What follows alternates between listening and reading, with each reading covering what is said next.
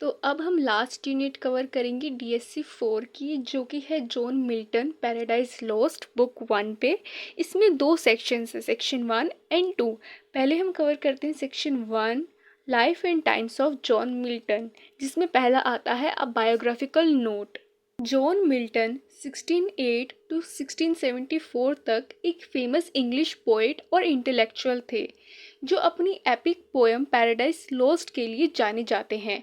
उनका बर्थ 9 दिसंबर 1608 को लंदन में हुआ था और उनके फादर एक स्क्रिवेनर यानी लीगल डॉक्यूमेंट का काम करने वाले थे और म्यूज़िक में भी इंटरेस्ट रखते थे, जिसका इन्फ्लुएंस मिल्टन पर भी पड़ा। मिल्टन बचपन से ही इंटेलिजेंट और स्टूडियस थे, मीन्स पढ़ाकू। उन्हें सेंट पॉल स्कूल और बाद में क्राइस्ट कॉलेज कैम्ब्रिज से एजुकेशन ली। वहाँ उन्होंने लैटिन, ग्रीक और लिटरेचर में स्ट्रॉन्ग कमांड डेवलप की, जो उनकी पोइट्री में क्लियरली दिखता है। मिल्टन का लाइफ सिर्फ लिटरेचर तक लिमिटेड नहीं था, वो पॉलिटिकल और रिलीजियस मैटर्स में भी डीपली इन्वॉल्व थे। वो इंग्लिश सिविल वॉर के टाइम एक्टिव रहे और ओलिवर क्रोमवेल के सपोर्टर थे। उन्होंने मोनार्की के अगेंस्ट और फ्रीडम ऑफ स्पीच के सपोर्ट में काफ़ी पैम्पलेट्स लिखे, जैसे उनका फेमस वर्क एरियोपैजिटिका। मिल्टन का बिलीव था कि ट्रुथ और फ्रीडम सबसे इम्पॉर्टेंट है और ये आइडियाज़ उनकी राइटिंग में रिफ्लेक्ट होते हैं। उनकी पर्सनल लाइफ में भी काफ़ी स्ट्रगल्स आए। 1652 के अराउंड वो कम्प्लीटली ब्लाइंड हो गए, लेकिन इसके बाद भी उन्होंने अपनी ग्रेटेस्ट पोइट्री क्रिएट की। ब्लाइंड होने के बाद उन्होंने अपनी पोएम्स डिक्टेट करके लिखवाई, जो उनकी डेटर्मिनेशन और डेडिकेशन को शो करता है। इसी पीरियड में उन्होंने पैराडाइज लॉस्ट लिखी, जो 1667 में पब्लिश हुई और इंग्लिश लिटरेचर के सबसे इम्पॉर्टेंट एपिक्स में से एक बन गई। मिल्टन का era political instability, religious conflicts और इंटेलेक्चुअल अवेकनिंग का टाइम था, जिसे हम पूरिटन एज के नाम से जानते हैं। उनकी राइटिंग में strong moral tone, biblical references और ह्यूमन फ्रीडम का कॉन्सेप्ट मिलता है। मिल्टन ने अपने वर्ड्स के through good versus evil, obedience versus rebellion और गॉड के जस्टिस जैसे थीम्स एक्सप्लोर किए। ओवरऑल जॉन मिल्टन एक ऐसे पोइट थे जिन्होंने अपनी पर्सनल हार्डशिप्स के बावजूद लिटरेचर में एक्स्ट्रा ऑर्डिनरी कॉन्ट्रीब्यूशन दिया। उनका लाइफ और टाइम्स उनकी पोइट्री को डीपली इन्फ्लुएंस करता है, स्पेशली पैराडाइज लॉस्ट, जिसमें उनका विजन, बिलीव्स और इंटेलेक्चुअल पावर क्लियरली रिफ्लेक्ट होता है। ये बायोग्राफिकल अंडरस्टैंडिंग एग्जाम के लिए इम्पॉर्टेंट है, क्योंकि इससे हम उनकी पोइट्री की थीम्स और पर्पसेस को बेटर समझ पाते हैं। नेक्स्ट है the epic form and Paradise Lost. Epic एक लॉन्ग नरेटिव पोएम होती है जो हीरोइक एक्शंस, ग्रैंड थीम्स और यूनिवर्सल आइडियाज़ को डील करती है, जैसे good versus evil, fate, divine power etcetera. Classical epics जैसे the Iliad and the Aeneid में हीरोज वॉरियर्स होते हैं, लेकिन जॉन मिल्टन ने पैराडाइज लॉस्ट में एपिक फॉर्म को एक न्यू डायमेंशन दिया है। सबसे पहले मिल्टन ने ट्रेडिशनल एपिक कन्वेंशंस फॉलो किए। पोएम की beginning invocation to the muse से होती है, जहाँ वो डिवाइन इंस्पिरेशन मांगते हैं। लेकिन यहाँ म्यूज ग्रीक नहीं बल्कि होली स्पिरिट है, जो क्रिश्चियन कंटेक्स्ट को शो करता है। पोएम इन मीडियास रेस से स्टार्ट होती है, यानी स्टोरी मिडल से बिगिन होती है। सेटन ऑलरेडी हेल में है आफ्टर रेबिलियन। इसमें एपिक सिमिलीज, ग्रैंड लैंग्वेज और एलिवेटेड स्टाइल का यूज़ है, जो एपिक की खासियत होती है। लेकिन मिल्टन ने एपिक को ट्रांसफॉर्म भी किया। यहाँ हीरो कोई ट्रेडिशनल वॉरियर नहीं है। यहाँ डिबेट होता है कि हीरो है कौन, सेटन, एडम या जीसस क्राइस्ट। सेटन अपनी रेबिलियन और स्ट्रॉन्ग पर्सनैलिटी की वजह से इनिशियली हीरोइक लगता है, लेकिन अल्टीमेटली वो एविल का सिंबल है। मिल्टन का real aim to justify the ways of God's to man है, जो एपिक को मोरल और रिलीजियस पर्पस देता है। ये क्लासिकल एपिक से अलग है। इस एपिक का स्केल भी बहुत वास्ट है, हेवन, हेल और अर्थ तीनों को कवर करता है।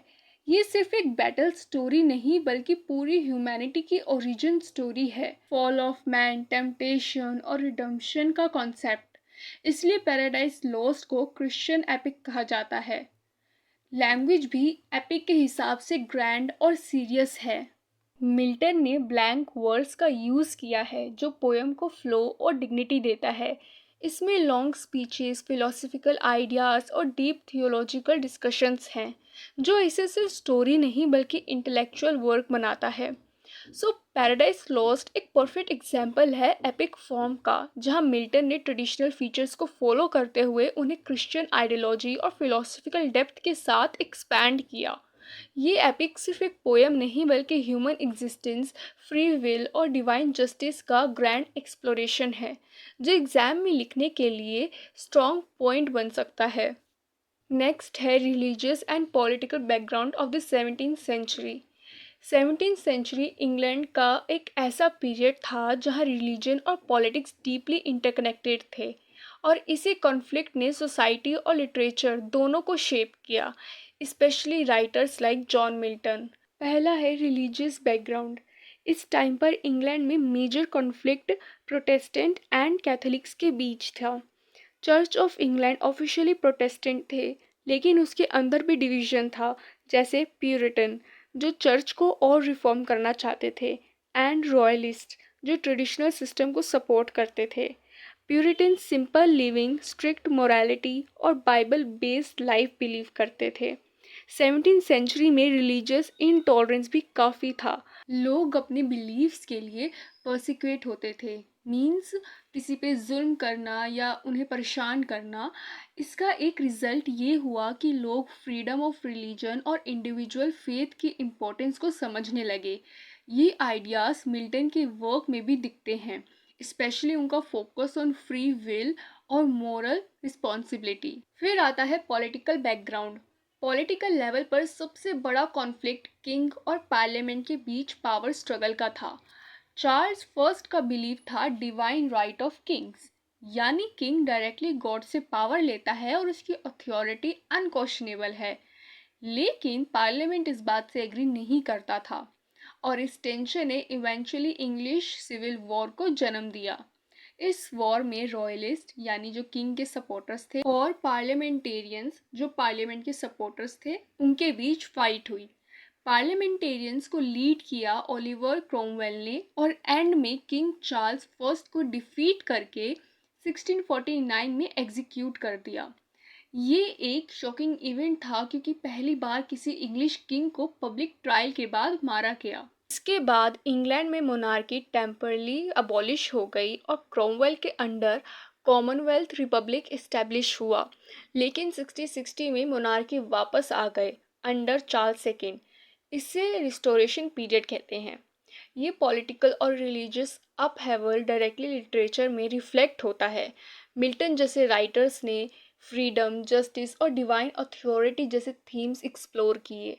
पैराडाइज लॉस्ट में भी रेबिलियन यानी सैटर्न, अथॉरिटी यानी गॉड और ओबीडियंस का कॉन्फ्लिक्ट इसी बैकग्राउंड से इंस्पायर लगता है। नेक्स्ट है Renaissance hierarchy and cosmology. Renaissance period 14 to 17th century में लोगों का बिलीव था कि यूनिवर्स एक वेल ऑर्डर्ड सिस्टम है जहां हर चीज़ का एक फिक्स्ड प्लेस और पर्पस है। इस कॉन्सेप्ट को समझने के लिए दो इम्पॉर्टेंट आइडियाज़ है, hierarchy means order of beings और cosmology means structure of universe. पहला है रेनेसांस हायरार्की। इस कॉन्सेप्ट को ग्रेट चेन ऑफ बीइंग कहते हैं। इसके अकॉर्डिंग गॉड ने यूनिवर्स को एक परफेक्ट ऑर्डर में क्रिएट किया है जहाँ सब कुछ एक चेन में अरेंज्ड है, फ्रॉम हाईएस्ट टू लोएस्ट। पहला सबसे ऊपर है गॉड, सुप्रीम पावर, फिर एंजल्स, फिर ह्यूमन जो कि यूनिक है क्योंकि उनके पास फिजिकल बॉडी है, फिर एनिमल्स, फिर प्लांट्स, सबसे नीचे नॉन लिविंग थिंग्स जैसे स्टोन्स, मिनरल्स। और इस हायरार्की का मेन आइडिया था कि हर बीइंग का अपना फिक्स्ड रोल है, और अगर कोई इस ऑर्डर को ब्रेक करे जैसे रेबिलियन या डिसओबीडियंस तो कियोस क्रिएट होता है। ये आइडिया लिटरेचर में भी रिफ्लेक्ट होता है, स्पेशली पैराडाइज लॉस्ट में, जहाँ सैटर्न गॉड के अगेंस्ट रिवोल्ट करता है और इसलिए उसे हेल में गिरा दिया जाता है। दूसरा है renaissance cosmology means structure of universe. Renaissance cosmology का मेन बिलीव था कि अर्थ यूनिवर्स का सेंटर है। इसे जियोसेंट्रिक मॉडल कहते हैं, जो टॉलेमी के आइडियाज़ पर बेस्ड था।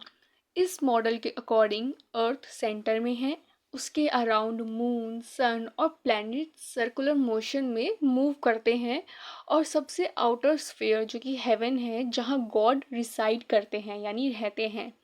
इस सिस्टम को परफेक्ट और डिवाइन माना जाता था क्योंकि सब कुछ ऑर्डरली और हार्मोनियस था।